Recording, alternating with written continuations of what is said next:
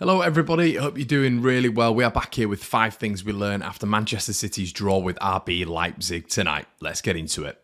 So number 1, everybody, it was a tale of two halves, wasn't it? But Jack Grealish in the first half was superb. I thought he was absolutely fantastic, and it's another thing we've learned about Jack, and we are learning with Jack. He's getting better and better. He's getting more aggressive, and he's becoming pivotal. He's becoming the best player at this moment in this City side, maybe alongside Mahrez, and that's great to see. And I'm going to keep involving him in the 5 things as he keeps developing game upon game. So that's the first thing we learned. This guy isn't slowing down. The second half, as I said at the start, is a tale of two halves. I thought City were poor in the second half. I thought Leipzig really came onto them well. They pressed them high. They were quicker in the transition. I thought there was 1-2 touch passing, which seemed to be catching City out a little bit. And yeah, the introduction of a couple of new players. Obviously, the right back came on, and Kunku came on a little bit later on.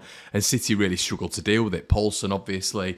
And I don't really know what happened, to be quite honest with you, but there seemed a real intensity with that RB Leipzig side. And by the end of it, well, we learned that RB definitely deserved the draw in that one. It'll be an interesting game back at the Etihad. Again, guys, Erling Haaland not really getting a sniff in that one. It is becoming a little bit frustrating. He's not in the game whatsoever at points, and we understand, of course, that he can sniff out a chance at any opportunity. But you're seeing him say to Walker, put the ball in the box. You're literally seeing him point. You're seeing the same thing with Mahrez, the same thing with Grealish, even though we've praised them both, even though we've spoken about, Mahrez and Grealish. At some points, the ball is there for Erling Haaland. We saw it in the second half. Grealish slid a lovely ball into him, and it's nearly a second goal. So we know the danger there with Erling Haaland, but he must be getting frustrated at the minute. The service to him really does almost fall on Kevin De Bruyne. You do feel at the moment, and with De Bruyne in and out of form, someone really does need to step up and help him out there in terms of service. So